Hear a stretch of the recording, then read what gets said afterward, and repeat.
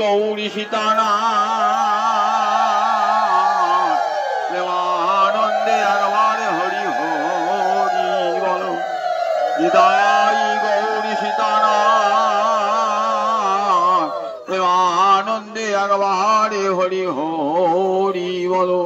নিতার জয় রাধা দামোদর, জয় রাধা দামোদর, জয় রাধা দামোদর, জয় রাধা দামোদর।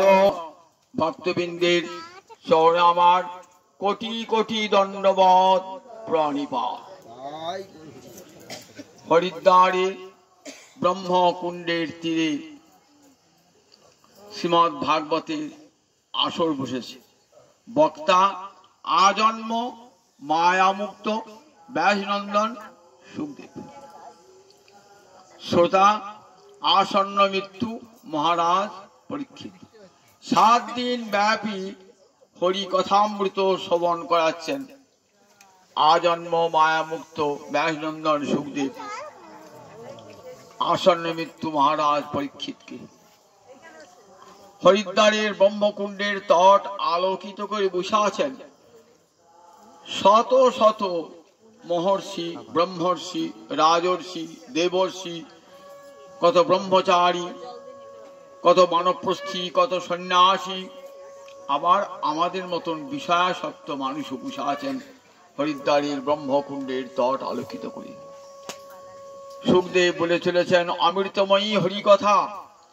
7 দিন ব্যাপী একাসনে বসে বলছেন হরিকথা, আর সমস্ত সত্যবৃন্দ 7 দিন একাসনে বসে শুনছেন হরিকথা। 7 দিন একবারে বিশ্রাম নাই, বিরতি নাই। সুখদেব কখনো কখনো বলতে বলতে গোবিন্দ লীলাসাগরে ডুবে যাচ্ছেন, বলতে পারছেন না, জ্ঞান হারিয়ে যাচ্ছে, লীলাসাগরে ডুবে যাচ্ছে। বাসুদেবে ভগবতী নিমগ্ন হৃদয় অব্রবীত। ভগবান শ্রী গোবিন্দের লীলাসাগরে নিমগ্ন ডুবে আছে, অনেকক্ষণ কথা বলতে পারছেন না। মহারাজ পরীক্ষিত ভাবছেন যে বোধহয় আমাদেরকে একটু সময় দিচ্ছেন যাতে আহার নিদ্রা সারতে পারি। তখন কি করছেন মহারাজ পরীক্ষিত, যে আমার হাতে তো 7 দিন সময়, 7 দিন পর তো আর কৃষ্ণ কথা শুনতে পাবো না, সুতরাং আমার 7 দিনের মধ্যে দিয়ে একটা মুহূর্ত চলে যায়, আমার অনেকখানি অপচয় হয়ে যাবে। এই 7টি দিন আমি আর কোনো মতেই অপচয় করব না। এই 7 দিন ওই 24 ঘন্টা করে প্রতিদিন আমি হরিকথা আনতে শুনি। আমার তো তৃষ্ণা নাই, আমি তো প্রতিজ্ঞাই করেছি যে জলপানের জন্য আমি অভিশপ্ত হয়েছি, সেই জল আমি আর কোনোদিন ছোঁব না। আমি ঋষিকে অপমান করেছি, আর কোনোদিন সেই জল ছোঁব না। সুতরাং আমার তো আহার বা জলপানের কোনো তৃষ্ণা নাই, আহারের জন্য কোনো ক্ষুধাও নাই, আমার ক্লান্তিও নাই, নিদ্রাও আসে নাই। একে তো হরিকথা এমনিতেই মধুর, আবার সুখমুখ নিশ্চিত হরিকথা তার অপূর্ব মাধুর্য। 7 দিন বলে এইবার 7 দিনের দিন এইবার উঠে যাবেন, তো উঠে যাবেন। এবার সুখদেব মৌনী, কথা বলেন না। এই 7 দিন কিন্তু হরিদ্বারের ব্রহ্মকুণ্ডের তীরে কৃষ্ণ কথায় মুখর। যাওয়ার সময় শেষ দিন অনেক দামি দামি উপদেশ দিয়ে যাচ্ছেন। বলছেন মহারাজ আমি তো এবার চলে যাব, যাওয়ার সময় হয়ে গেল, তবে একটা কথা ভালো করে কান পেতে শুনুন। সংসার সিন্ধুম অতি দুস্তরম উত্তিতীর্ষ নান্য প্লব ভগবত পুরুষোত্তমস্য লীলা কথা রসনিষেবনম অন্তরেণ পুংসো ভবে বিবিধ দুঃখ দবার্দিতস্য। এই সংসারে এমন মানুষ নাই, এমন জীব নাই যে দুঃখ কষ্ট পায় না। একটা মানুষ দেখাতে পারবেন যে জীবনের সংসারে কোনোদিন দুঃখ কষ্ট পায় না। 3টে তাপ তাকে ভোগ করতেই হয়। কি কি ভোগ? আধ্যাত্মিক, আদি ভৌতিক, আদি দৈবিক। আধ্যাত্মিক মানে দেহ যখন আছে তখন দেহের পীড়া সবাইকেই ভোগ করতে হয়, রোগ হবে। আবার দেহের মধ্যে মন আছে, সেই মনেরও একটা রোগ আছে। কখনো মন ভালো থাকে, কখনো মন খারাপ হয়, নানান কারণে। তাহলে এই মনের পীড়া আর এই দেহের পীড়া সকলকেই সহ্য করতে হয়। এটার নাম আধ্যাত্মিক তাপ। আদিদৈবিক ঝড় ঝঞ্ঝা ভূমিকম্প, আপনি সুন্দর বাড়ি তৈরি করলেন, ভূমিকম্পে বাড়িটা উল্টে গেল, বানে বাড়িটা ধসে পড়ল, ঝড়ে বাড়িটা উড়ে গেল, কত মানুষ চলে গেল ঝড়েতে। এইসবগুলো ঘটতে পারে গেল আদিদৈবিক, অর্থাৎ দেবতা থেকে পাওয়া যে সমস্ত দুঃখ তাকে বলে আদিদৈবিক। আর একটা দুঃখ আছে, সেটা হচ্ছে আদি ভৌতিক। ভূত মানে জীব, যে কোনো জীব থেকে আমরা দুঃখ কষ্ট পাই। কিরকম? সাপ এসেছে বাড়িতে ঘুরে বেড়াচ্ছে, যে কোনো মুহূর্তে ছোল মারতে পারে, ভয় করে। যেখানে মনে করো সুন্দরবন অঞ্চলে বাঘ আছে, সেখানকার মানুষ বাঘের ভয়ে আতঙ্কিত, উঠতে পারে না। জলে কুমির আছে, এসব তো আছে। আবার মানুষের থেকেও ভয়, আমরা পাশে আপনার শত্রু আছে, চোর ডাকাত গুন্ডা আছে, তাদের কাছ থেকে ভয়। এগুলো সব আদি ভৌতিক। এই ত্রিবিধ দুঃখ জগতের প্রতিটি মানুষকে ভোগ করতে হয়। এই পুংস ভাবে বিবিধ দুঃখ দবাদিতস্য। দুঃখ তো নয়, দুঃখের দাবানল অনন্ত কোটি ব্রহ্মাণ্ড জুড়ে। যেখানে যাবেন, উপরে সপ্তলোক, নিচে সপ্তলোক, এই 14 ভুবন। এই 14 ভুবনের যেখানেই যাবেন, সেখানে কিন্তু এই ত্রিতাপ জ্বালা ভোগ করতে হবে। পুংস ভাবে বিবিধ দুঃখ দবাদিতস্য। তাই সংসারটা সমুদ্র, সমুদ্রে পড়লে যেমন নোনা জল খেতে হয়, কুমিরের ভয় থাকে, হাঙরের ভয় থাকে, কি করে সমুদ্রের স্রোতে সাঁতার কেটে বার হবো, ভয় করে তো। সংসার সমুদ্রে আমরা সবাই পড়ে গিয়ে সংসার সমুদ্রে সবাই হাবুডুবু মুখাচ্ছি। কে কাকে বাঁচাবে? আমি যে বলি বাবা মাকে বাঁচাও, বাবা বলবে আমিও তো ডুবে আছি। মা বাঁচাও, মা বলবে আমিও তো বেঁচে আছি। ভাই বাঁচাও, আত্মীয় স্বজন বন্ধু বাঁচাও, বলে আমি তো জলে ডুবে আছি। যে জলে ডুবে থাকে সে কি অপর নিমজ্জমান ব্যক্তিকে বাঁচাতে পারে? তাহলে কে কাকে বাঁচাবে? বলে দেখো সংসার সিন্ধু অতি দুস্তরম। এই সংসার সিন্ধু পার হওয়া বড় কষ্টকর। একবার যাওয়া একবার আসা, একবার যাওয়া একবার আসা। এই সমুদ্র একদিন না একদিন জাহাজে চাপলে অপর প্রান্তে পৌঁছে যাবে। কিন্তু এই যে সংসার সমুদ্র, এ থেকে নিস্তার নেই। এ জন্ম গেল, আবার পরের জন্ম পেলাম, আবার দুঃখ কষ্ট কাম। সে জন্ম গেল, আবার একটা জন্ম হইল। এমনি করে সংসার সমুদ্র আর পার হওয়া হচ্ছে না। সুখদেব বলছে মহারাজ, সংসার সিন্ধু মতি দুস্তর উত্তিতির সোনান্য প্লবন। এই সংসার সমুদ্র যদি পার হতে চান, উত্তিত মানে ইচ্ছা, উত্তরণ করতে ইচ্ছা করেন, তাহলে ন অন্য প্লব, অন্য কোন নৌকা নাই। প্লব নৌকা, একটাই মাত্র নৌকা। কি নৌকা? বলেন ভগবত পুরুষোত্তমস্য লীলা কথা রস নিষেবনম অন্তরীরম। ভগবান পুরুষোত্তম। পুরুষোত্তম কে? কাকে পুরুষোত্তম বলা হয়? আপনারা দেখেছেন তো পুরুষোত্তম কাকে বলে? ভগবত পুরুষোত্তমস্য লীলা কথা রস নিষেবনম অন্তরীরম পুংস ভবে বিবিধ দুঃখ দবাদিতস্য।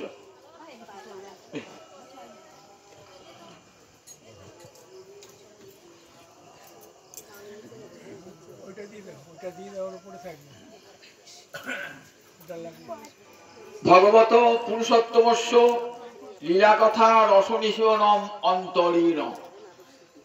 তাহলে কেমন করে আমরা সংসার সমুদ্র পার হব? সুখদেব বলছেন মহারাজ, সংসার সমুদ্র পার হওয়ার একটাই নৌকা। কিসের নৌকা? ভগবত পুরুষোত্তমস্য লীলা কথা রসনি সেবনম।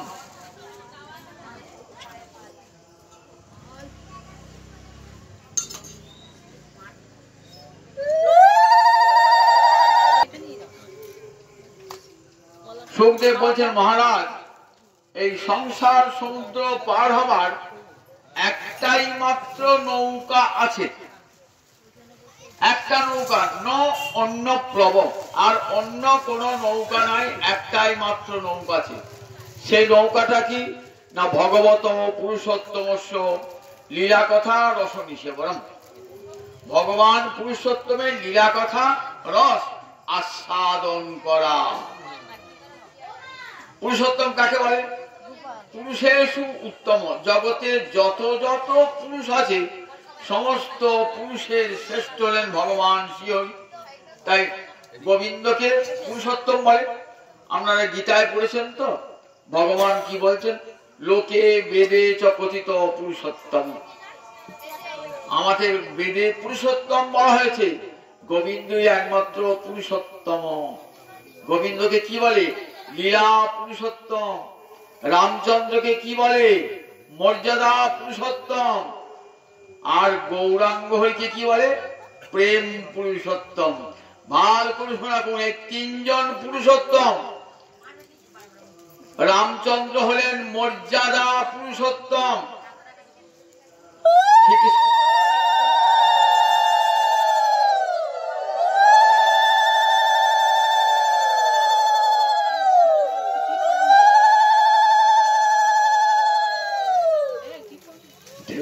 সবাইকে তো দিতে হবে, সবাইকে দেওয়া আছে।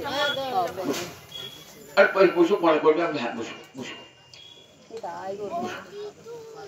বলো। তিনজন পুরুষোত্তম, তাহলে রামচন্দ্র হলেন মর্যাদা পুরুষোত্তম, রামচন্দ্র মর্যাদা পুরুষোত্তম, গোবিন্দ হলেন লীলা পুরুষোত্তম, আর গৌরাঙ্গ হলেন প্রেম পুরুষোত্তম। মনে থাকবে তিনটে পুরুষোত্তম। রামচন্দ্র মর্যাদা পুরুষোত্তম, সবসময় ধর্ম মর্যাদা রক্ষা করে গেছেন। গোবিন্দ লীলা পুরুষোত্তম, আর আমার মহাপ্রভু প্রেম পুরুষোত্তম। এই পুরুষোত্তমস্য লীলা কথা রসনি সেবনমন্তরণ। এই ভগবান পুরুষোত্তম শ্রীহরির লীলা কথা রসে নিষেবন মানে আস্বাদন।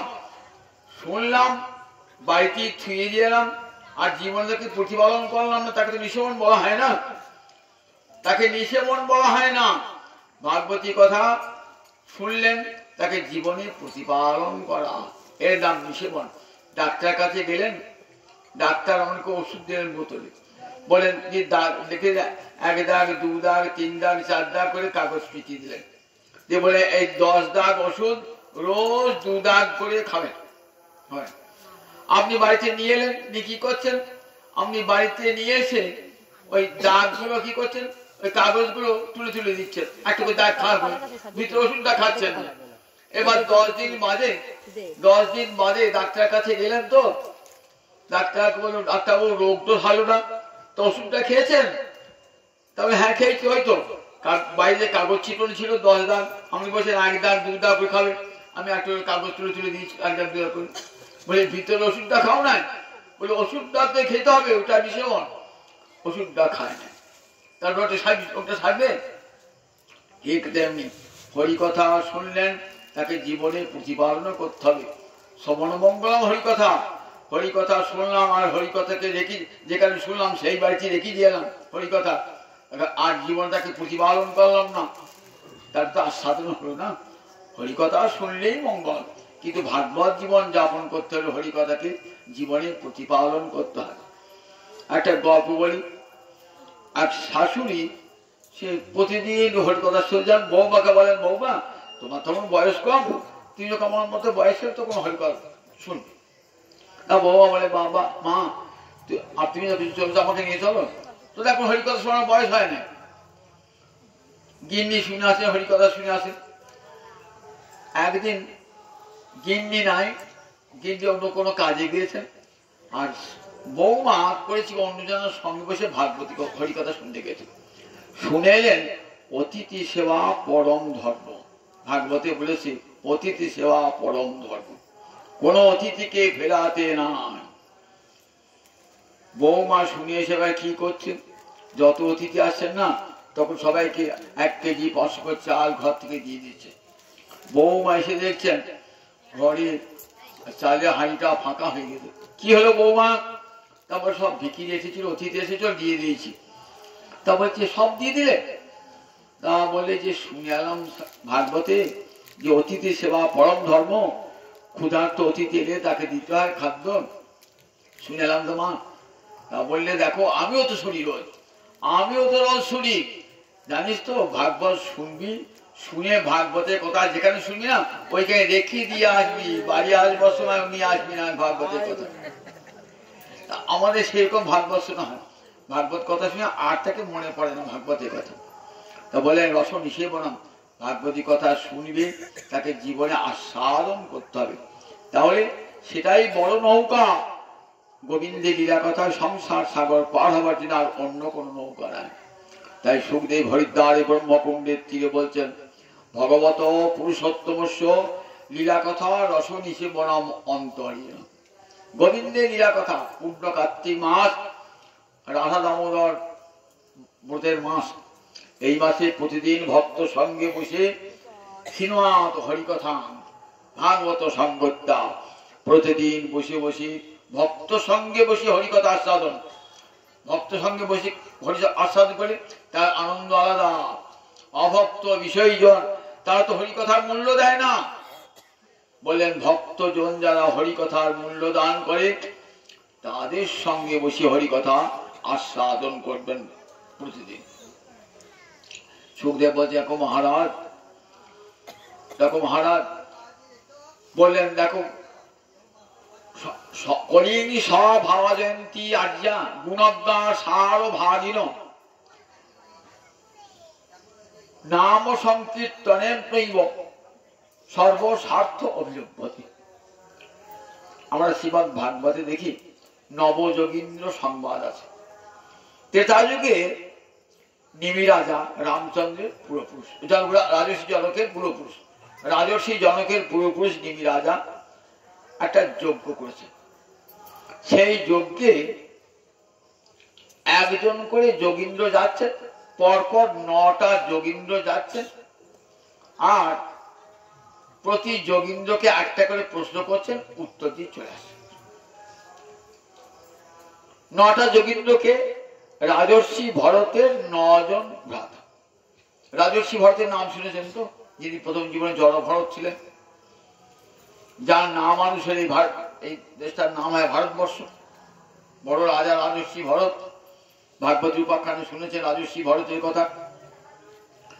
সেই রাজর্ষি ভরতের 9 জন ভ্রাতা, তারা নবযোগীন্দ্র। যোগীন্দ্র মানে ভগবানের সঙ্গে যারা ভক্তিতে যুক্ত তাদেরকে বলে যোগী। যোগী নাম ইন্দ্র, ইন্দ্র মানে শ্রেষ্ঠ। যোগীদের মধ্যে যারা শ্রেষ্ঠ তাদের কি হয়? যোগীন্দ্র। 9 জন এরা ভক্তির, কৃষ্ণ ভক্তিতে সর্বশ্রেষ্ঠ, তাই নবযোগীন্দ্র। একজন একজন করে যাচ্ছেন। শেষ যে যোগীন্দ্র তার নাম করভাজন যোগীন্দ্র। সেই করভাজন যোগীন্দ্র কে জিজ্ঞাসা করছেন কলিযুগের সম্মুখে যে কলিযুগ আসছে সেই কলিযুগের ধর্ম কি হবে। বলছেন মহারাজ দেখুন 4টে যুগ আছে, সত্য, ত্রেতা, দাপর, কলি। এই কলিযুগটা আমরা সবাই বলি বাবারে যে কোনো খারাপ কাজ হলে কি বলে কলি না, হবে না, কলিযুগে তো কি হবে। কলিকে আমরা খুব খারাপ চোখে দেখি। কলিযুগটাকে আমরা বলি সবসময় যা কিছু দোষের কাজ যেন কলিযুগেতেই হয়। সত্য ত্রেতা, কারণ সত্যে 4 পা ধর্ম ছিল, ত্রেতা যুগে 3 পা ধর্ম ছিল, দাপরে 2 পা ধর্ম ছিল, কলিতে ধর্ম 1 পায়ে দাঁড়িয়ে আছে। কলিযুগটা এমন একটা যুগ যে যুগে কি হয় বললেন দেখো ধর্ম সংকুচিত হয়ে যায়, অর্থাৎ বৈদিক ধর্ম লোপ পেয়ে যায়। কলির দোষনিধের আজন, কলি হলো দোষের নিধি। যত যত দোষ সব আমরা কলিতে দেখতে পাই। ধর্ম সংকুচিত, কলিকালে দেখবেন বৈদিক ধর্ম লোপ পেয়ে যায়, কত শত অপধর্ম উপধর্মের প্লাবন বয়ে যায়। ধর্ম কি নাই, জগতে বহু ধর্ম রয়েছে, দেখান দেখি বেদ সম্মত ধর্ম খুব কম, যারা বেদকে মানা ধর্ম খুব কম। অথচ ধর্ম যদি বৈদিক অনুশাসনে না থাকে তাহলে সেই ধর্ম সাধুরা গ্রহণ করেন না। বেদ সাক্ষাৎ ভগবানের নিঃশ্বাস, ভগবানের বাণী অপৌরুষীয়। এই বৈদিক ধর্ম কলিকালে থাকে না। দেখবেন কলিকালে কত ধর্ম, অমুক বটতলার বাবা, অমুক অশ্বত্থতলার বাবা, একটাও তারা শাস্ত্র পড়ে না। আর কলিকালে মানুষ শাস্ত্র জ্ঞানহীন, দেখে মেলা লোক জুটেছে সেই দিকেই ছুটবে। লোক দেখলি এত লোক শিষ্য কেন তার, তাহলে নিশ্চয় তিনি বড়। এমনি করে ছোট লোকে ওইটি দেখে কত লোক সংখ্যা কত হয়েছে, সেই দিকে লোকে ছুটবে সেই দিকে। তো এইরকম ধর্ম কলিকালে মেলা। বলেন ধর্ম, বৈদিক ধর্ম কলিকালে সংকুচিত হয়ে যাবে। বৈষ্ণব করিতে কটা খুব সামান্য, এই কাটায় দেখছে বলে দেখছে মেলা বৈষ্ণব। কাঠা বাড়ি যান, এই বৈষ্ণব ধর্ম লোক দেখতে হবেন, গলায় মালা চিরকালে দেখতে হবেন, হরিকথা বলছে এমন লোক দেখতে হবেন, ভাবিনি না। বলে ধর্ম সংকুচিত। খৌনি মন্দ ফলা, পৃথিবীতে মন্দ ফসল হবে, ভালো ফসল হবে না। কখনো অজন্ম হবে, কখনো বান হবে, শস্য নষ্ট, বংশ ক্ষুধায় কাতর হবে। স্ত্রী ও দুর্দান্তা, নারী জাতি ঘরে থাকতে চাইবে না, সে সংসারে বাঁধন ছিন্ন করবে। সে সংসার সমাজে সুচিতা নারীর একটা পরম ধর্ম, সংসারকে সুখের করে রেখে দেয় নারীরা। কিন্তু দেখুন সেই নারীরা আজ সংসারকে নরক করে তুলেছে অনেক নারী। তার কারণ নারীদের সেই সুশিক্ষা আজ আর নাই। তার স্ত্রী ও দুর্দান্ত। পুরুষা স্ত্রী বসবা, পুরুষেরা হবে নারীর বশীভূত কলিকায়। এগুলো সব লক্ষণ করে দেখুন। আর কি হবে, সাধু সিরতি, যে সৎপথে চলবে সেই খুব কষ্ট পাবে। দেখবেন সাধুরা সজ্জনেরা সৎপথে থাকলে খুব কষ্ট পায়। দুর্জন প্রভাবতী, যারা দুর্জন তারা প্রভাব বিস্তার করবে সংসারে। দুর্জন যারা প্রায় প্রবৃদ্ধি করো, কলি যত দিন আসবে দেখবেন এই দাপট বাড়বে, অসৎ লোকদের দাপট বাড়বে, আর সাধুরা সংখ্যায় ক্ষীণ হয়ে যাবে। এগুলো সব কলি লক্ষণ।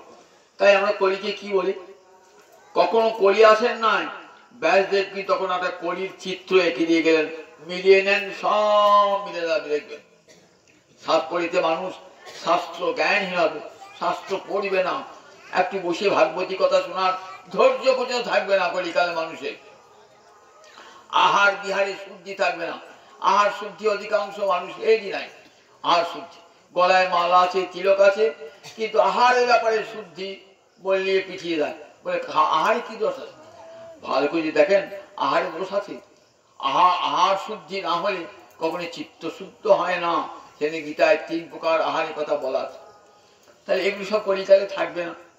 তারপরে কলিকালে ধর্ম সংকুচিত হয়ে যাবে। বলে দেখো সেই কলি নিকৃষ্ট তো, কিন্তু করভজন ঋষি এই কলিটা কি বলছেন, সর্বোৎকৃষ্ট। কলিকালটা কি বলছেন, সর্বোৎকৃষ্ট কাল।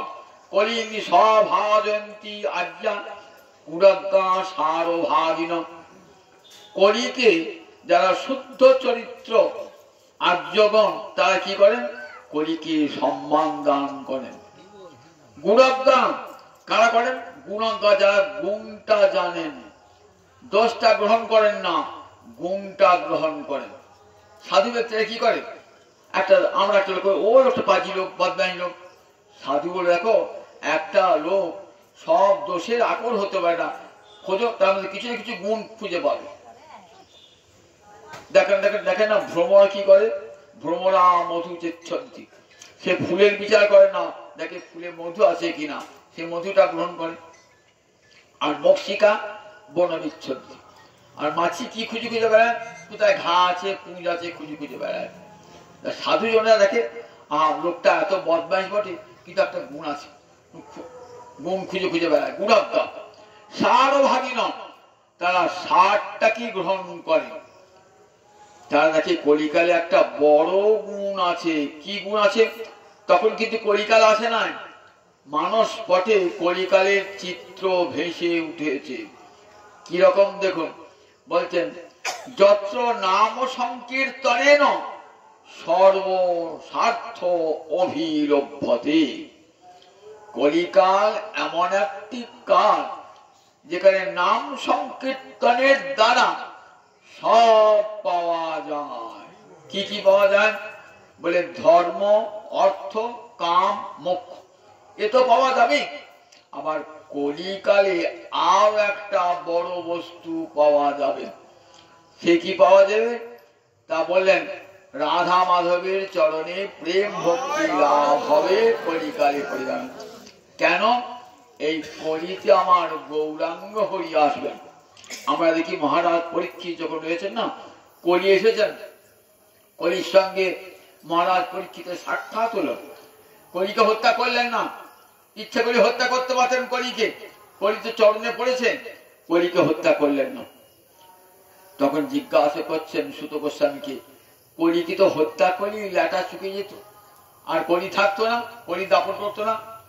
তা বলে মহারাজ পরীক্ষিত গুণাগ্রাহী, কেন কলিকে ধ্বংস করেন নাই? নানুদেষ্টি কলিং সম্রাট সারঙ্গৈব সারভূপ। ভ্রমর ফুলটাকে নষ্ট করে না, কারণ ফুলে মধু পাওয়া যাবে বলে। সারঙ্গ যেমন ফুলটাকে নষ্ট না করে তার মধুটা গ্রহণ করে, তেমনি কলিযুগটাকে নষ্ট করলেন না, কারণ কলিযুগে আছে হরিনাম মধু, আছেন কলি পুষ্পী। এই কলিযুগে আমার গৌর হরি আসবেন, যখন কলির অন্ধকার নেমে আসবে। কলি ঘোর তিমির গ্রাসল জগজন ধর্ম করম গেল দূর। আমার অসাধনে চিন্তামণি বিধি মিলা ওলো আনি। আমার গোড়া বড় দয়ার ঠাকুর। কলি ঘোর তিমির গ্রাসল জগজন, ভয়ঙ্কর কলি এসে জগৎবাসীকে গ্রাস করেছে। কলি ঘোর তিমির গ্রাস হলো জগজন। ধর্ম কর্ম সব কলিকালে দূরে গেছে, কিন্তু আমার গৌরাঙ্গ হরি প্রেমের ঠাকুরটি এই কলিকালে এলেন। অসাধনে চিন্তামণি বিধি মিলা অনুহানি। আমার গোড়া বড় দয়ার ঠাকুর। গৌর হরি এসে কলিযুগে ঘরে ঘরে হরে কৃষ্ণ কৃষ্ণ কৃষ্ণ হরে হরে, হরে রাম রাম রাম হরে হরে। এই হরিনাম বিতরণ করবেন কলিকালে। নিতাই চাঁদ আসবেন, নাম প্রেমের বন্যা বয়ে দেবেন। নিতাই গুণমণি আমার, নিতাই গুণমণি আনিয়া প্রেমের বন্যা ভাসালো বনি। প্রেমের বন্যা লইয়া নিতাই আইলা গৌর দেশে। ডুবিল কত গণ দিনহীন ভাসে। পতিত পামর প্রভু আমার কভু নাহি বাছে। ব্রহ্মার দুর্লভ প্রেমে সবাকারে যাচ্ছে। শুধু নাম নয়, নামের সঙ্গে রাধা রানীর প্রেম দান করলেন। তাহলে দেখুন কত বড় আমার ধন্য কলিযুগ। বলেন কলিযুগ তুমি ধন্য। সত্য ত্রেতা দাপরে যা হয় নাই, কলিযুগে তাই হবে। করভাজ ঋষি কখন ত্রেতা যুগে বলছেন, তখন তো কলিযুগ আসে নাই। ত্রেতা যুগে নিবিড়াদেকে বলছেন মহারাজ, কলিযুগকে সাধুরা সমাদর করেন, কারণ নাম সংকীর্তনের দ্বারা কি পাওয়া যাবে বলেন, ধর্ম অর্থ কাম মোক্ষ। অর্থাৎ যাগযজ্ঞ করে যে ফল স্বর্গ লাভ তাকে ধর্ম বলছেন, সেটা হরিনামের দ্বারা সে স্বর্গও পাওয়া যাবে। যদি সাংসারিক অর্থবিত্ত চান, নাম আপনাকে অর্থবিত্ত দান করবে। আপনি যদি মোক্ষ চান, সংসার থেকে মুক্তি চান, নাম আমাকে মুক্তি দান করবে। আরো সবচেয়ে বড় দান কি করবে, রাধা মাধবের চরণে প্রেম ভক্তি দান করবে। প্রেম ভক্তি দান করবে।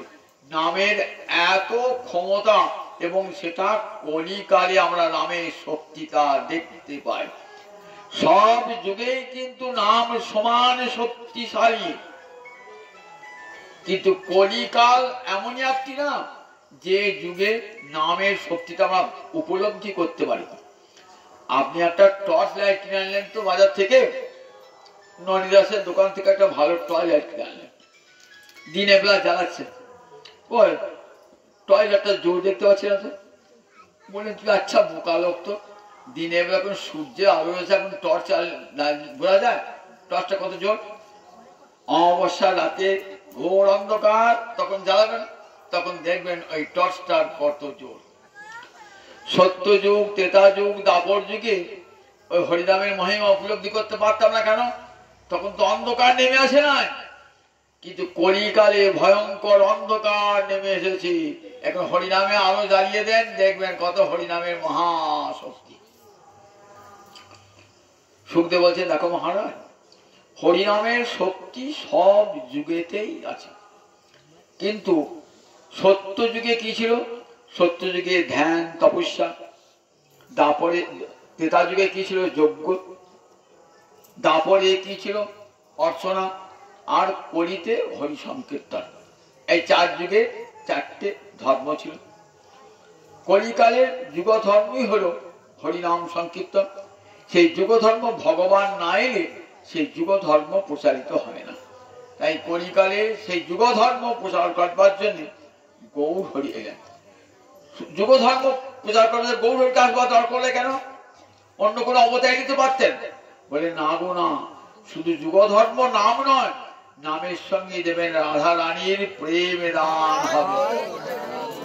এই জন্যে আমামিনা অন্য নারী ব্রজ প্রেম দিতে, নাম নয়, নামের সঙ্গে রাধা রানীর প্রেম দেবেন। ভাগবতের ষষ্ঠ স্কন্ধে দেখি, সেখানে সুখদেব কত নরকে 28 প্রকার নরকের কথা বর্ণনা করে। 28 প্রকার নরক। এই পাপ করলে পরে এই নরক, এই পাপ করলে এই নরক, এই পাপ করলে এই নরক।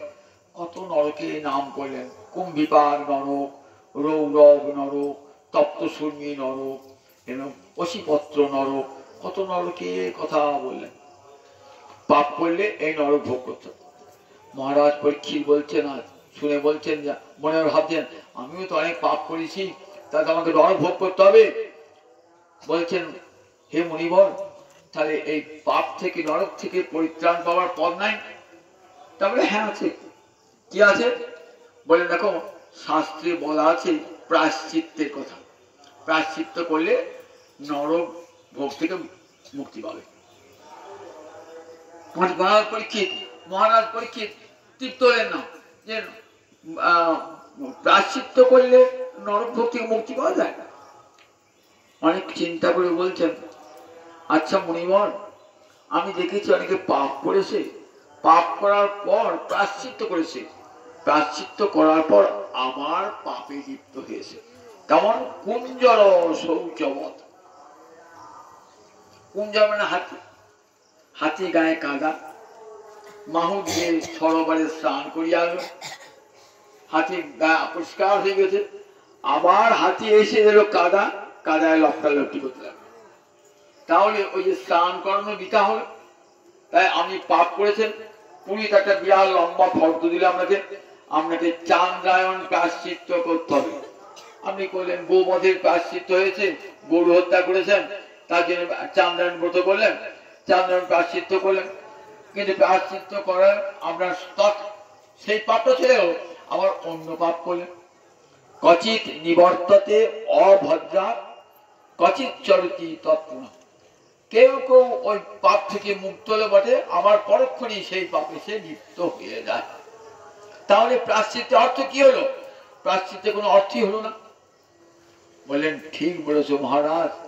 মহারাজ পরীক্ষিত উচ্চ স্তরের অধিকারী বললেন আচ্ছা শোনো, আর একটা প্রায়শ্চিত্ত আছে। কিরকম না, জ্ঞানাগ্নি সর্বকর্মাণি ভস্মসাৎ কুরুতে অর্জুন।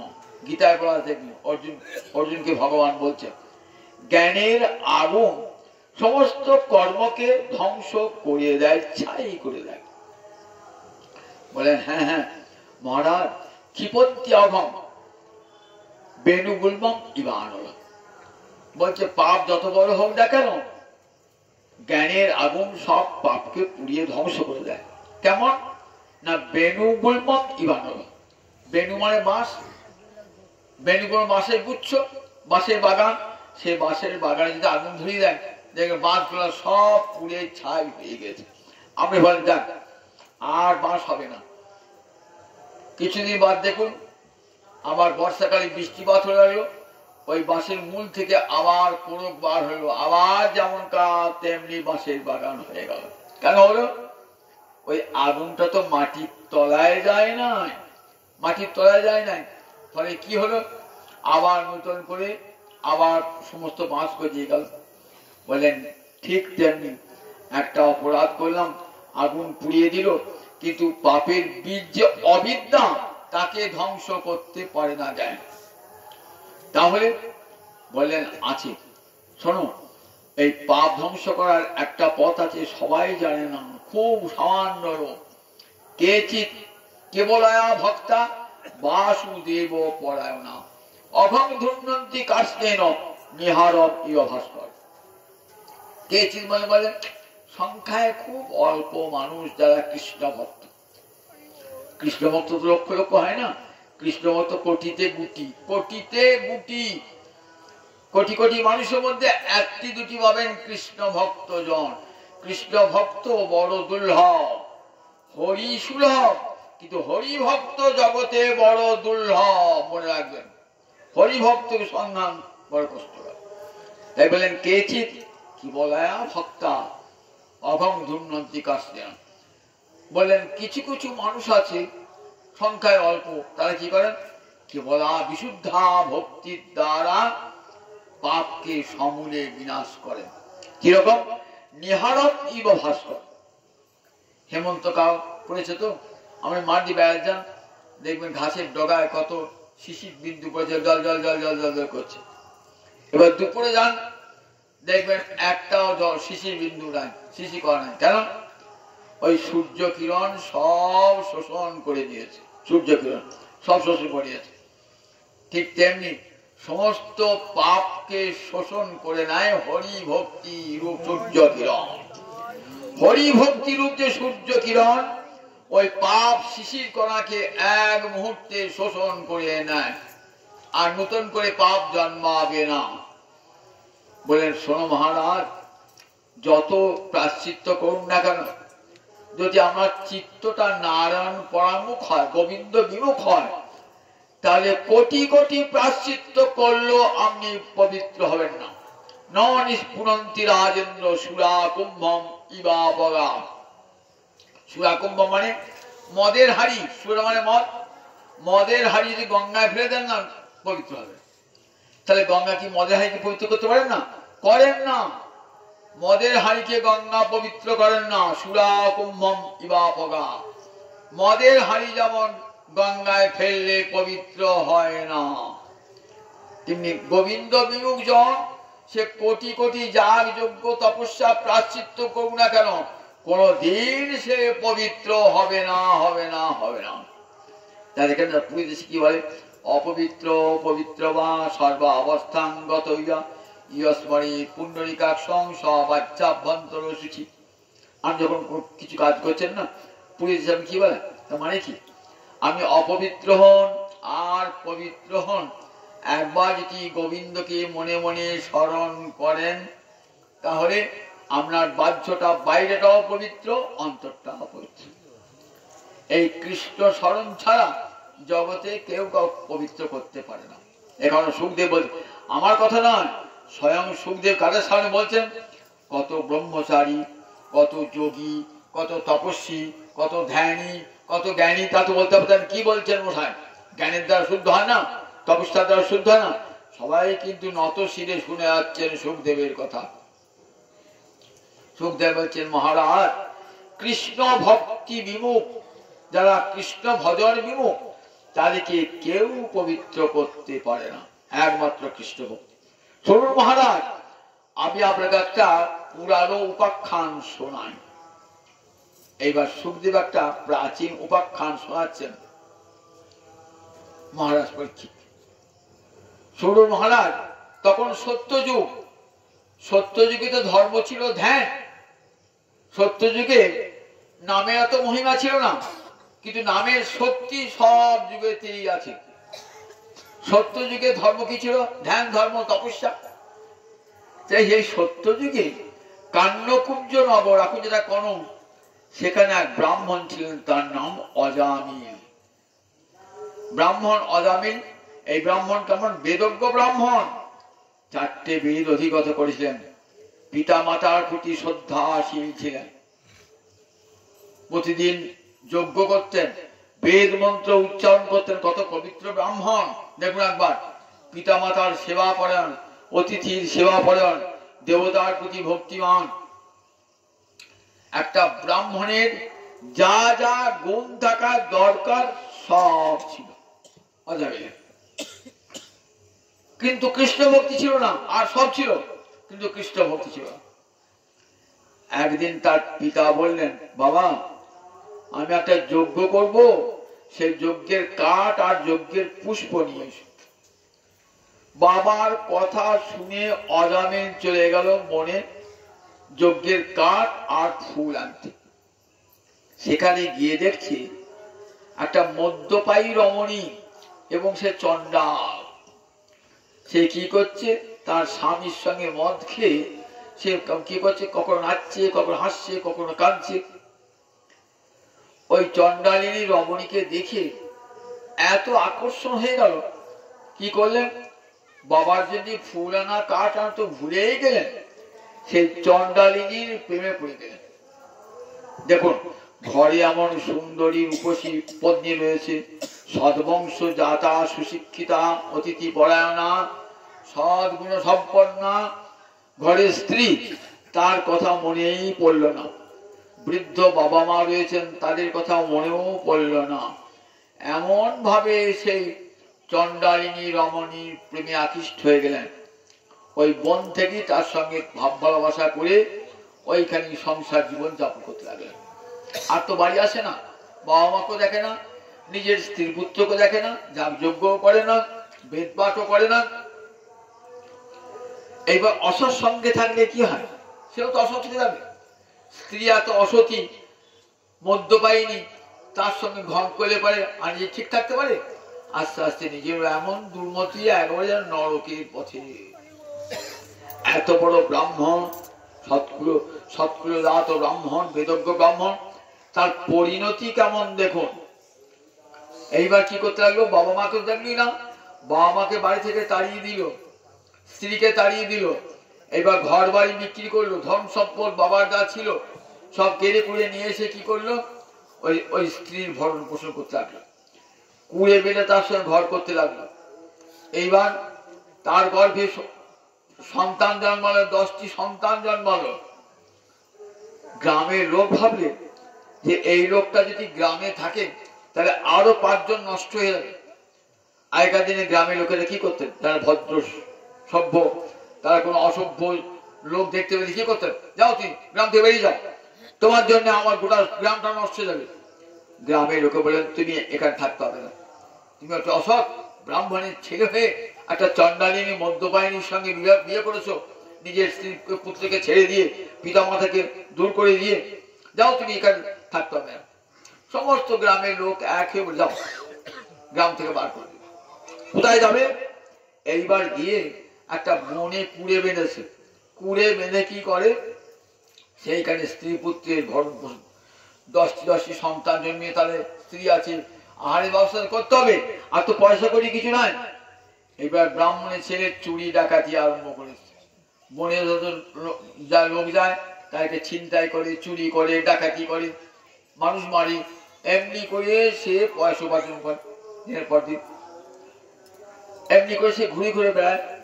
দেখুন কিরকম কৃপা দৃষ্টিপাত হয়ে গেল। দেখুন একদিন নারদের সঙ্গে লোমস মুনির দেখা। লোমস মুনি সারা অঙ্গে লোম, সারা অঙ্গে লোম।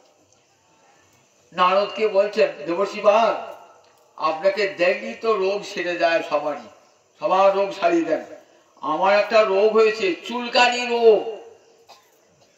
কেবল গা চুলকুতে ইচ্ছা হয়, কিছুদিন রোগটা সারছে না। আমার রোগটা সারিয়ে দেন। বললেন, শোনো, তুমি যদি জাতিতে ব্রাহ্মণ কর্মে চণ্ডাল এমন কোন ব্রাহ্মণের অন্ন খেতে পারো না, তাহলে তোমার রোগটা সেরে। জাতিতে ব্রাহ্মণ কিন্তু কর্মে চণ্ডাল।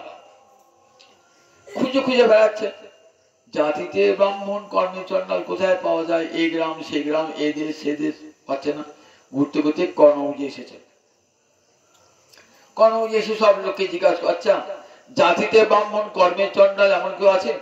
হ্যাঁ আছে, আমাদের গ্রামে আমি ছোট বার করে দিয়েছি। ওই বনে দেখো, দূরে বনে একটা কুড়ে বেঁধেছে আছে। গিয়ে দেখলেন, হ্যাঁ।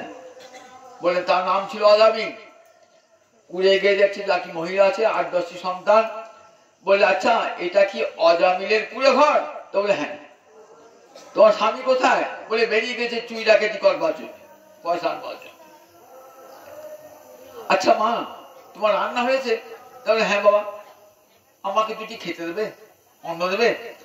তাহলে বাবা, পাপে মরছি, আপনার মতো এমন সাধু মানুষকে অন্ন দেবো? আমি অন্ন ফেলে দিলে কুকুরও খায় না, বনের শিয়ালও খায় না, পাখি তো ছোঁয় না। আমার হাত এত অপবিত্র, আর আমার রন্ধন করা অন্ন এত অপবিত্র, পাখিতে বলতো খায় না, কুকুর শিয়ালও খায় না। আপনাকে দিয়ে আমি আর পাপ করবো না, অনেক পাপ করেছি। মা, দিলে একটু উপকার হতো আমার। না না বাবা, আমি কিছু পারবো না, আমার অপবিত্র অন্ন, সারা জীবন পাপে ভরা, পারবো না মা, পারবো না বাবা, দেবে না? আমার দিলে একটু আমার উপকার হতো। তাহলে চলে যায়, বিরজ বদনে চলে যাচ্ছে, হতাশ হয়েছে আছে। তখন অজামিল স্ত্রী ভাবছেন, পাপ তো অনেকই করেছি, নরক তো ভোগ করতে হবে। ব্রাহ্মণ সাধু মানুষ এলেন, দুটো অন্ন চাইলেন, যা হয় হবে, আমি তো নরকে যাবই। বাবা এই নেন, দুটো অন্ন নিয়ে যান। মা বাঁচালে, দুটি অন্ন খেলেন, রোগটা সেরে গেল, সঙ্গে সঙ্গে রোগটা সেরে গেল। কিছুক্ষণ যাওয়ার পর ঘুরে এলেন, ঘুরে এসে বলছেন, মা তোমার জন্য আমার একটা বড় রোগ সেরে গেল, তোমার একটু উপকার করে যায়। বলে, কি উপকার করুন বাবা? আচ্ছা তোমার কোন নতুন সন্তান হয়েছে, আছে নবজাত সন্তান, যার নাম হয় না কিছু? বলে, হ্যাঁ, এই সন্তানটি কয়েক মাস হয়েছে, নামকরণ করি না। বেশ বাবা, শোনো মা, আমার নাম রেখে গেলাম নারায়ণ, নাম রেখে গেলাম, আমার নাম রেখে গেলাম নারায়ণ, তুমি ওকে নারায়ণ বলে ডাকবে। বলি, বেশ বাবা, নারায়ণ। সাধুর কৃপা হয়ে গেল তো, ওই নারায়ণ নাম। অজামিল এসে সব ঘটনা শুনেছেন। এবার ছোট ছেলেকে নারায়ণ বলে ডাকেন, উঠতে বসতে, নারায়ণ আয় আমার সঙ্গে খাবি, আয় নারায়ণ থেকে চান করিয়ে দি, আয় নারায়ণ আমার সঙ্গে ব্যাট যাবি, কতবার নারায়ণ বলছে। ছোট ছেলে বুঝে আকর্ষণ বেশি হয় মানুষের, ছোট ছেলে খুব আকর্ষণ, উঠতে বসতে নারায়ণ, উঠতে বসতে নারায়ণ। এই করতে করতে প্রায় 80 বছর বয়স হয়ে গেছে। এইবার তো মৃত্যু আগত, রোগ শোকে ভুগতে ভুগতে এবার বিছানায় পড়ে গেছে। মৃত্যুকাল উপস্থিত হয়েছে। মৃত্যুকালে দেখছেন, বাপরে বাপ, যমদূত এসেছে, ভয়ঙ্কর যমদূত, দেখলি ভয় লেগে যায়। মৃত্যুকালে যমদূত এসে দাঁড়ায় তো, আচ্ছন্ন অবস্থায় দেখছেন, যম নিয়ে এসেছে, জমির দড়ি নিয়ে এসেছেন, বেঁধে নিয়ে যাবেন একেবারে। সব বাঁকা বাঁকা মুখ, কি ভয়ঙ্কর মুখ, দর্শন করি একবারে ভয়ে অন্তরাত্মা কেঁপে উঠে। যমরাজার দূত এসেছেন, তো এসে নিয়ে যাবে, ধর্মদূত। তখন কি ভাবছেন, আমি তো মরিয়ে যাব, একবার ছোট ছেলেটাকে একবার দেখে যাই। নারায়ণ আয়, একবার কাছে আয় নারায়ণ, ডাকছে নারায়ণ। যেই নারায়ণ বলে ডেকেছেন না, বৈকুণ্ঠে নারায়ণ বলছেন, আমাকে ডাকছে। বৈকুণ্ঠের পার্শ্বদে তোমাকে ডাকছে দেখি, ও ছেলেকে ডাকছে, ওর ছেলেকে ডাকছে তো। তারপরে ছেলেকে ডাকলো, নামটা তো আমারই, তোমাকে তো ডাকে নাই, তারপর না ডাকলো, নামটা তো আমার, যাও ওকে নিয়ে এসো। তখন নারায়ণ নামটি 4 অক্ষরে, 4 জন বিষ্ণু দূত এসে হাজির, আর 3 জন যমদূত এসেছে। 3 রকম পাপ হয়েছিল। কিরকম? কায়িক পাপ, দেহ দিয়ে পাপ; মানসিক পাপ, মন দিয়ে পাপ; বাচনিক পাপ, বাক্য দিয়ে পাপ। কায় মন বাক্য, 3 দিয়ে পাপ হয়েছে। তাই কায়িক, বাচিক, মানসিক 3 রকম পাপ। তাই 3টে যমদূত আর 4টে নারায়ণের দূত, বিষ্ণু দূত এসেছে। দেখছেন নিয়ে যাচ্ছে ওই অজামিলের সূক্ষ্ম দেহটাকে টানতে নিয়ে যাচ্ছে।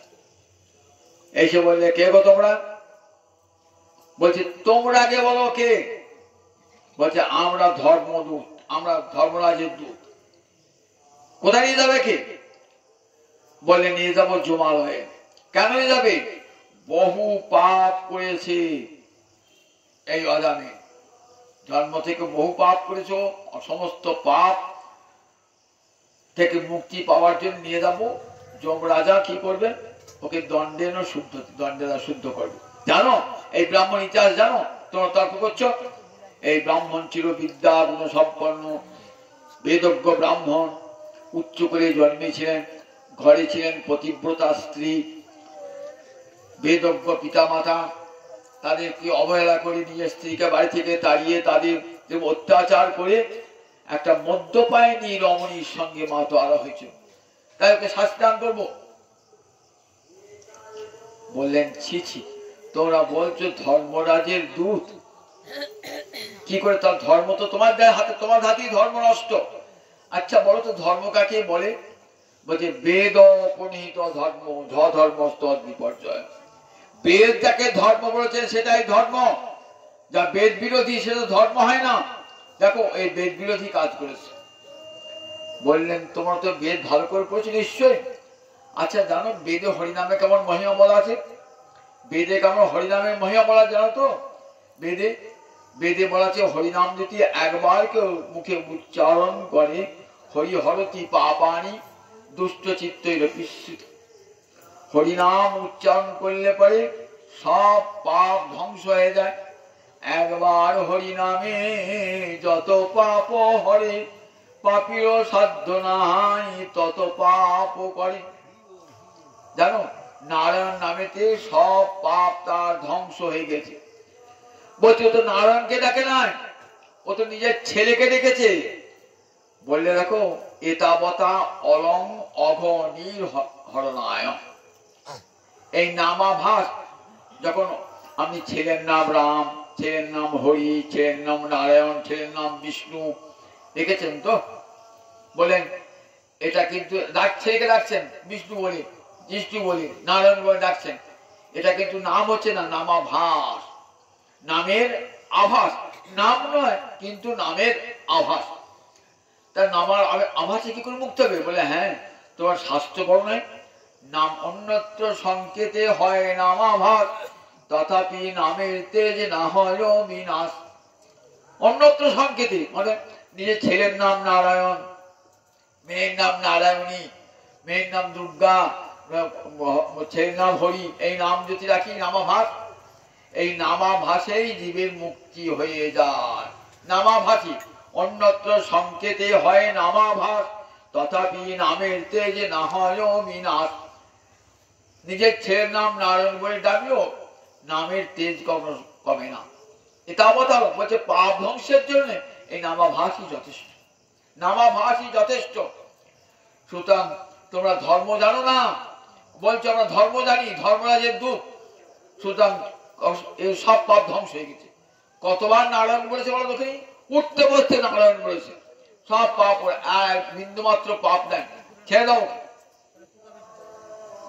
তখন চলে গেলেন ধর্মরাজের দূতেরা, চলে গেলেন, নিয়ে গেলেন অজামিলকে। অজামিল মুক্ত মুক্ত ওই যমরাজের পাশ থেকে মুক্তি প্রাপ্ত হলেন। মুক্তি প্রাপ্ত হওয়ার পর মৃত্যুর হাত থেকে বেঁচে হলেন।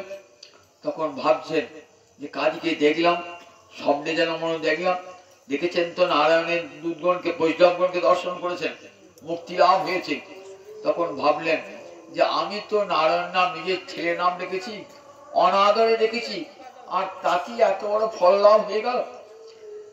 সুখদেব বলছে, মহারাজ সাংকেত্যং পারিহাস্যং বা স্তোভম হেলনম এ বাবা বৈকুণ্ঠ নাম গ্রহণম অশেষাগ হরম বিদু। সংকেত করে অর্থাৎ নিজের ছেলের মেয়ের নাম যদি ভগবানের নাম দিয়ে রাখে, পারিহাস্যম, ঠাট্টা করে কেউ যদি বলে ও তোদের নারায়ণ আমাকে রক্ষা করতে পারবে না, তোদের রাম আমাকে রক্ষা করতে পারবে না, পরিহাস করে যদি বলে, অবহেলা করে বলে আমি রাম মানি না, নারায়ণ মানি না, যদি অবহেলা করে, তাহলেও নামের শক্তি ধ্বংস হবে না, নামের শক্তি ধ্বংস হয় না। এ কথা একদিন চৈতন্য ভাগবতী চৈতন্য চৈতামিত হরিদাস ঠাকুর বলছেন। হরিদাস ঠাকুর ব্রাহ্মণকে বলছেন, হরিনদী গ্রামের ব্রাহ্মণ বলছেন, চেঁচিয়ে চেঁচিয়ে নাম করো কেন, সব দিন নাম করো কেন? তা বলছে আপনার তো ব্রাহ্মণ, আপনাদের কি শাস্ত্র শুনেছি, আপনাদের কি শাস্ত্র শুনেছি, উচ্চ স্বরে নাম করলে পরে শতগুণ পূর্ণ লাভ হয়। কি করে শতগুণ লাভ হয়? তা বললেন যদি মনে মনে নাম করি নিজের মুক্তি হবে, আর উচ্চ ঈশ্বরে যদি নাম করি, পশু পাখি কীট পতঙ্গ যারা নাম করতে পারে না তাদের কানে নামটা ঢোকে, তাদের মুক্তি হয়ে যায়। একটা লোক একজনকে পোষণ করে আর একটা লোক 10 জনকে পোষণ করে, এই দুটো লোকের মধ্যে কে বড়? যে 10 জন লোকে খেতে পড়তে দেয় সেই বড়। তাই যে উচ্চেশ্বরী হরি নাম করে সে পশু পাখি কীট পতঙ্গ সকলকে নাম শোনায়, সুতরাং তার পূর্ণটা বেশি হয়, উচ্চ শতগুণাং ভাবে। মহাপ্রভু হরিদাসে কি বলেছিলেন? ক্ষণে ক্ষণে করো তুমি বেদ অধ্যয়ন, ক্ষণে ক্ষণে করো তুমি যোগ্যতা প্রদান, যোগিনাসী হইতে তুমি পরম পাবন। যতবার তুমি হরিনাম করছো, ততবার বেদ পাঠ করছো, ততবার তপস্যা করছো, ততবার গঙ্গায় স্নান করছো। যোগীর চেয়ে সন্ন্যাসীর চেয়ে তুমি বড় পবিত্র। আমি তোমাকে আলিঙ্গন করি কেন? নিজে পবিত্র হব বলে। হরিদাসের দেহেতে কান পাবনে পারে হরিনামের ধ্বনি শোনায়, এত পবিত্র হরিনামের গুণ হরিদাসের দেহেতে সঞ্চারিত হয়েছিল। তাই সুখদেব বলে, মহারাজ দেখুন, সংকেত করে যদি কেউ হরিনাম বলে, তাহলে পরিহাস করে অবহেলা করে বলে, নামের গুণ কখনো বিনাশ হয় না। চলে গেলেন যমদূতেরা। ফিরে গিয়ে যমরাজাকে বলছেন যে আমরা ভাবতাম তুমি জগতে একমাত্র দণ্ডদাতা, তুমি জগতের বিধাতা, আজ আমরা একজনের কাছে ফিরে এলাম, একজনের কাছ থেকে জানো তোমার আদেশে গেলাম, কিন্তু জানো যেই তোমার আদেশে ওই অজামিলকে নিতে গেলাম না, তখন 4 জন কে লোক এলো। কোথা থেকে? বলে আমরা আসছি কোথা থেকে? বৈকুণ্ঠ থেকে আসছি। তাহলে সব 4টি করে হাত, নীল বসন অঙ্গে। তখন যমরাজ বুঝতে পেরেছেন কে এসেছে, সাক্ষাৎ আমার যিনি প্রভু গোবিন্দ নারায়ণ তারই দূত এসেছেন। তখন সঙ্গে সঙ্গে ছি ছি ছি, তোরা বড় অপরাধ করে ফেলেছিস, জানিস না নারায়ণ আমার প্রভু? জানেন জগতে নারায়ণকে জানে কারা? বলেন দেখো 12 জন মহাজন আছে, 12 জন মহাজন আছেন যারা ভগবানকে জানেন, ভাগবত ধর্ম জানেন। স্বয়ম্ভু বলেন, স্বয়ম্ভু কপিল বলেন, স্বয়ম্ভু নারদ শম্ভু কুমার কপিল বনু প্রহ্লাদ জনক ভীষ্ম বলি বৈয়াসকে। এই 4 জন বৈষ্ণব জগতে 12 মহাজন। কে কে? স্বয়ম্ভু মানে ব্রহ্মা, স্বয়ম্ভু নারদ, শম্ভু মানে শিব। সুরাকুম 12 জন মহাজন কে কে? স্বয়ং ব্রহ্মা, নারদ, শিব, কুমার সনত কুমার, কপিল কপিল মুনি, কুমার ও কপিল মনু যার থেকে মানব জাতির সৃষ্টি, আর প্রহ্লাদ রাজর্ষি জনক, ভীষ্ম প্রহ্লাদ ও জনক ভীষ্ম, বলি মহারাজ, আর ব্যাসনন্দন সুখ বৈয়াসকি, আর আমি যমরাজ জীবত আমি। আমরা এই 12 জন জানি বৈষ্ণব ধর্ম কি, ভাগবত ধর্ম কি। দেখ আজ থেকে তোদের আদেশ থাকলো। কি আদেশ থাকলো? যাদের দেখবি বললেন যাদের মুখে হরিনাম আছে, যারা ভগবানকে ভজন করে, তাদের কাছে যাবি না। কাদের কাছে যাবি? বললেন যাদের মুখে হরিনাম নয়, যাদের চিত্তে ভগবানকে স্মরণ, যারা চিত্তে ভগবানকে স্মরণ করে না, আর যাদের মাথা একদিনের জন্য গোবিন্দ চরণে নত হয় নাই, বলেন অসৎ অকৃত বিষ্ণু কীর্তন। সেই অসৎ যারা বিষ্ণু কীর্ত করে নাই, দুর্লভ মানব জন্ম লাভ করে, তার বলেন ভগবানের গুণ যারা মুখে নাম যারা উচ্চারণ করে না, আবার অন্তরে স্মরণও করে না, আবার যাদের মাথাটা গোবিন্দ চরণ বা গোবিন্দ ভক্তির চরণে নত হয় না, তাদেরকে আনবি না। তাদেরকে আনবি তান আনন্দ একমাত্র তাদেরকেই আনবে আমার কাছে। অসত তার অসৎ অকৃত বিষ্ণু কীর্তন, এমন দুর্লভ মানব জন্ম পেয়েও তারা বিষ্ণু বৈষ্ণবের কৃত্য করে নাই, তাদেরকে আনবে আমার কাছে। আর যারা হরি কথা বলে, হরি নাম শুনে হরিকে চিন্তা করে, সে হরি ভক্তকে কখনো আমার কাছে আনবে না। তাহলে দেখুন, যারা কৃষ্ণ নাম করে, কৃষ্ণ ভক্ত, কৃষ্ণ মন্ত্রে দীক্ষিত, তারা কোনোদিন প্রেত লোকে বা জমালয়ে যায় না।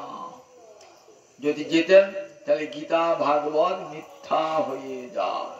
গীতা ভাগবত সেই আমাদের বৈষ্ণব স্মৃতিতে বলা আছে, দেখেছেন যে হরিভক্তের এখানে আমরা শ্রাদ্ধ করি না, স্মৃতি পঞ্চায়েত শ্রাদ্ধ করে প্রেত লোক থেকে উদ্ধার করবার জন্য, তা তো জানে না সব। হরিভক্ত জন কখনো প্রেত লোকে বা জমালয়ে যায় না, তারা সরাসরি গোবিন্দকে যায়। গীতা পড়ি দেখবেন, যারা দেবতা ভজন করে তারা দেবলোকে যায়, যারা পিতৃপুরুষকে ভজন করে তার পিতৃলোকে যায়, যারা ভূত প্রেত পিশাচের পূজা করে তারা ভূতলোকে যায়, আর আমার ভক্ত আমার কাছে আসে। তাহলে তারা যে জমালয়ে যায় না, প্রেত লোকে যায় না, এই গীতা বাক্যটা তোমার। তাহলে গীতা বড় না স্মৃতি বড়? গীতাই বড়। গীতার কথা বেদে, গীতার কথা মানে সাক্ষাৎ বেদের কথা। তাই বৈষ্ণবরা জানেন, বৈষ্ণবরা দেখো পিতৃপুরুষকে শ্রাদ্ধের সময় কি করবি? গোবিন্দের প্রসাদ দেবে। সে তো চলে গেছে কোথায়? সে চলে গেছে গোবিন্দের কাছে চলে গেছে, সে প্রেত লোকে যায় নাই, ভূত হয় নাই, কিছুই হয় নাই, তাকে পরমাদের রাধামতে প্রসাদ দান করবে। বৈষ্ণবদের শ্রাদ্ধের বিধিটাই আলাদা। এখানে দেখুন ভাগবত শুনছেন তো, জমালয়ে গেল না অজামিল, জমালয়ে নিয়ে যেতে পারলেন না অজামিল, বললেন না কাদিকে জমালয়ে আনবি? যারা হরি কথা বলে না, ভগবত গুণ নাম অধিয়ম, ভগবানের গুণ নাম যারা উচ্চারণ করে না, যাদের মাথাটা গোবিন্দ চরণে, গোবিন্দ ভক্তের চরণে নত হয় না, যাদের চিত্ত করে গোবিন্দকে স্মরণ করে না, তান আনধ্যম, তাদেরকে নিয়ে আসবি অসত অকৃত বিষ্ণু কীর্তন।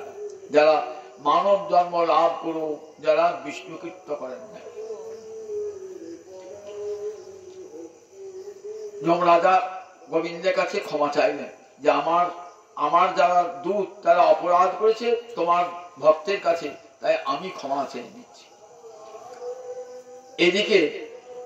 এদিকে অজামিল কি ভাবলেন? অজামিল ভাবলেন যে মহাপুরুষদের সান্নিধ্যে আমি সামান্য আমার ছেলের নাম উচ্চারণ করেছি, নারায়ণকে রাখি নাই, অনাদরে নাম করেছি, তাতেই এই ফল। তখন তিনি জীবন ফিরে পেয়ে হরিদ্বারে এক মন্দিরে বসে হরে কৃষ্ণ কৃষ্ণ কৃষ্ণ হরে হরে, হরে রাম রাম রাম হরে হরে, এই হরিনাম পরায়ণ হলেন। হরিদ্বারে একটি দেব মন্দিরে বসে ভজন করতে করতে সিদ্ধি লাভ হলো। দেখুন সারূপ্য মুক্তি পেলেন। সারূপ্য মানে ভগবানের সমান রূপ, ভগবানের সমান রূপকে বলে সারূপ্য। সারূপ্য মুক্তি পেয়ে বৈকুণ্ঠ গতি হয়ে গেল। এত বড় পাপিষ্ঠ হরিনামের এমন ফল, নামাভাসে মুক্তি হয়ে গেল। তাই ভাবছেন অনাদরে নাম করলে যদি এত ফল লাভ হয়ে যায়, তাহলে আদর করে নাম করলে কি না ফল হয়? মহারাজ কি মতো শ্রদ্ধা বিনা, শ্রদ্ধা করে নাম করলে কি না হয়? অনাদরে নামে কি এত ফল? তাহলে আদর করে যদি কেউ নাম করে তার কি না ফল হয়? সুখদেব বলছেন, জানো মহারাজ, আমি যে কাহিনী বললাম কে বলেছে আমাকে জানো? অগস্ত্য ঋষি। আমি যখন মলয় পর্বতে ছিলাম না, তিনি হরি অর্চনা করছিলেন, তখন আমাকে শোনালেন, সুখদেব জানো কৃষ্ণ নামের কি অপার মহিমা, অপার মহিমা। তখন তো সত্য যুগ, তখন তো নাম মহিমা নয়, ধ্যানের যুগ, তপস্যা যুগ। সেই যুগেই কত নামের নামাভাসের কত মহিমা। কলিযুক্ত যুগ ধর্ম হরে কৃষ্ণ কৃষ্ণ কৃষ্ণ হরে হরে, হরে রাম রাম রাম হরে হরে। কলম তদ হরি কীর্তনাথ। করিতে যার যা বিযোগ্য নাই, করিতে তপস্যা নাই, করিতে অর্চনা নাই, কেউ বাহু তুলে হরে কৃষ্ণ কৃষ্ণ কৃষ্ণ হরে হরে, হরে রাম রাম রাম হরে হরে। হরিনাম নৃত্য করতে করতে হরিনাম করুন কলিযুগে। মুক্তির পথ আমার মহাপ্রভু জগৎদেবকে শোনালেন অভিনব বার্তা। বললেন দেখো কলির মানুষ, তোমরা পঙ্গু, ধর্মপথে চলতে পারবে না, তোমাদের পা খোঁড়া, পঙ্গু ধর্মপথে পরমার্থ পথে চলতে পারবে না, তোমরা অন্ধ, ভগবানকে দেখো তোমরা দেখো না, হরিভক্তকে দেখো তোমরা দেখো না, তোমরা অলস, ভাগবতী কথা শুনতে শুনতে তোমাদের ঘুম এসে যায়, তোমরা অলস, বাড়িতে বসে হরিনাম জপ করতে তোমরা পারো না, ভগবানের কথায় তোমাদের পরিশ্রম করতে বড় কষ্ট হয়, তোমাদের অলস, তোমাদের মুক্তির একটাই পথ। কি পথ? হরে কৃষ্ণ কৃষ্ণ কৃষ্ণ হরে হরে, হরে রাম রাম রাম হরে হরে। এই হরিনামকে সম্বল করে কলিযুগে একটাই বড় ধর্ম, হরে কৃষ্ণ মহামন্ত্র। মহাপ্রভু বললেন দেখো নিতাই চাঁদ গৌর হরি বললেন কলিযুগের আর কোনো ধর্ম নাই। চণ্ডাল প্রতিটি জীবের ঘরে ঘরে যাইয়া হরিনাম মহামন্ত্র দিচ্ছেন বিলাইয়া। নিতাই আমার যারে দেখে তারে কহে দন্তে তিন ধরি, আমারে কি নিয়াল একবার বল গৌর হরি। এমনি করে আমার নিতাই চাঁদ গৌর হরি জগৎ জীবের দ্বারে দ্বারে হরিনাম বিলাচ্ছে। সেই গৌর হরিতে সেই নিতাই চাঁদকে ভালোবাসতে পারলাম না, এমন দুর্লভ মানব জন্ম যারা আমাদের মুক্তির জন্য এলেন, জগৎ জীবকে আমার মঙ্গলের সন্ধান দান করে গেলেন। বলুন দেখি কোন ভগবান এত বড়? হাতে ধরে পায়ে ধরে বলছে একবার হরি বলে রে, তোদের হাতে ধরি পায়ে পড়ি একবার হরি বলে রে। কোন ভগবান এমন করে জীবের হাতে পায়ে ধরেছেন? আমার নিতাই চাঁদ আমার গৌর হরি জগৎ জীবের দাঁড়ে দাঁড়িয়ে দিয়েছেন হরিনাম। দাঁড়ে দাঁড়িয়ে একবার জীব বল হরিনাম বল, একবার হরি বল, আমি তোদের হাতে ধরি পায়ে পড়ি। হেন হেন অবতারে যাহার এলো তিনা জন্মিল, লোচন বলে সেই পাপি এলো আর গেল। এমন গৌর হরিকে নিতাই চাঁদকে ভালোবাসতে পারলাম না, মানব জন্মটাই অসার হলো। এমন দুর্লভ মানব জন্ম, আসা যাওয়া সার হলো রে। এমন সাধের মানব জনমে পেয়ে একবার হরি বললাম না রে। এমন সাধের জনমে পেয়ে একবার হরি বললাম না রে। এমন সাধের মানব জনমে পেয়ে একবার হরি বললাম না রে। আমার মানব জনম বৃথাই গেল, আমার আসা যাওয়া সার হলো রে। তাই দুর্লভ মানব জন্ম গোবিন্দ দিয়েছেন, হেলায় যেন নষ্ট নয়। কিছুই পারি না পারি, হাতে দাঁড়িয়ে বসে বসে হরিনাম করবো, আর কিছু পারি না পারি, তাতে উদ্ধার হয়ে যাবে, সমস্ত পাপ বিনাশ হয়ে যাবে, গোবিন্দ চরণে অমলা ভক্তি লাভ হবে এবং রাধা রানীর প্রেম লাভ হয়ে মানব জীবন ধন্যাতি ধন্য হয়ে যাবে।